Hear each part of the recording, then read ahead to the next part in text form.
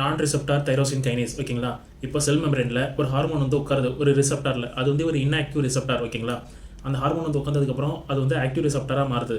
இது வந்து ஆக்டிவ் ஆனதுக்கப்புறம் இந்த ரிசெப்டார் போயிட்டு சைட்டோபிளாசமில் உள்ள நான் ரிசெப்டார் தைரோசின் கைனேஸுங்கிற ஒரு என்சைம் இருக்கும், அந்த இதில் போய் அட்டாச் ஆகுது. இது போய் அங்கே அட்டாச் ஆனோடனே அதுக்குள்ளார வந்து தைரோசின் இருக்கும். அது வந்து என்ன பண்ணணும்னா அந்த என்சைம் மூலமாக அந்த தைரோசின் கூட வந்து ஒரு பாஸ்பேட் மாலிகுல் வந்து ஆக்டிவேட் ஆகும். அந்த பாஸ்பேட் மாலிகுல் வந்து சேருதில்ல அது கூட தைரோசின் கூட, அதை வந்து பாஸ்பாரிலேஷன் சொல்கிறாங்க. பாஸ்பாரிலேஷன் நடந்துச்சுன்னா சிக்னல் கிடச்சிருச்சு. சிக்னல் கிடச்ச உடனே ஜீன் எக்ஸ்பிரஷன் ஸ்டார்ட் ஆகும். ஜீன் எக்ஸ்பிரஷன் ஸ்டார்ட் ஆனிச்சுன்னா ப்ரோட்டீன் சிந்தசிஸ், அதுக்கப்புறம் செல் டிவிஷன் நடக்குது.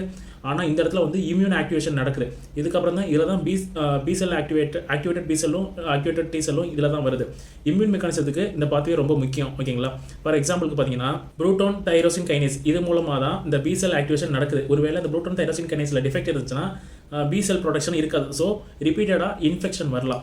அப்புறம் செகண்ட் ஒன்று பார்த்தீங்கன்னா ஏபிஎல் எங்கே பார்த்தீங்கன்னா பிசிஆர் ஏபிஎல் இங்கே பார்த்துருப்பீங்க, இது கிரானிக் மைலாய்டு லியூக்கீமியாவில். இப்போது இந்த ஏபிஎல் வந்து ஆக்டிவேட் ஆகல. ஏபிஎல் வந்து ஏனா ஐபெல்சன் ஓகேங்களா, பெல்சன் வச்சுக்கோங்க ஓகேங்களா. இதில் வந்து குரோனிக் மைலாய்டு லியூக்கீமியா வரும் இந்த டிஃபெக்ட்னால.